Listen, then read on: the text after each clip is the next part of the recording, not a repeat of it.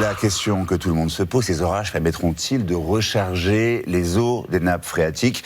D'après le dernier bilan publié aujourd'hui, 66% des nappes présentent toujours des niveaux très bas et inquiétants. Problème, les pluies de printemps sont parfois inefficaces et s'infiltrent mal dans le sol. Repartage dans les profondeurs d'une grotte de l'Hérault. Pour bien comprendre, Adrien Quintard et Florence de Soultray.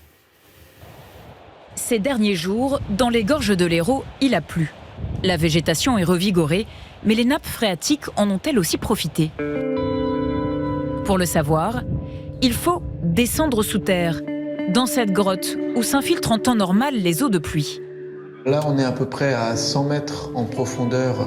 Nous suivons notre guide jusqu'à ce bras de la nappe phréatique. Il y a 3 ans, elle était encore au niveau de cette cordelette. C'était le positionnement de l'ancienne sonde piézométrique et aujourd'hui, comme les niveaux d'eau sont descendus, on l'a installé ici. Ce niveau, les pluies récentes ne l'ont pas beaucoup amélioré. La végétation, très active au printemps, a absorbé l'eau avant qu'elle ne s'infiltre. Avec les quelques pluies que nous avons eues fin mai, début juin, l'eau est remontée d'un mètre à peu près. Mais normalement, la sonde piézométrique est en dessous de l'eau, elle se trouve à peu près ici, l'eau, en temps normal. La majorité des nappes en France se rechargent très peu au printemps. Résultat, malgré une météo humide, 66% d'entre elles, en jaune, orange et rouge, sont toujours en situation critique. Au sud de Toulouse, la Garonne est quasi à sec.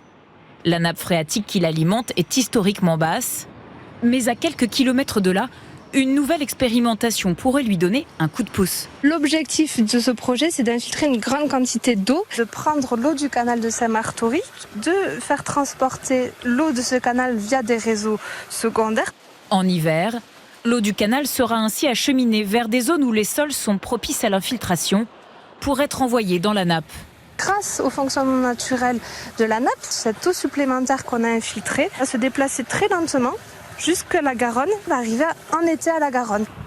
L'expérimentation, menée sur 4 ans, permettra peut-être de garantir en été l'accès à l'eau potable et l'irrigation des cultures.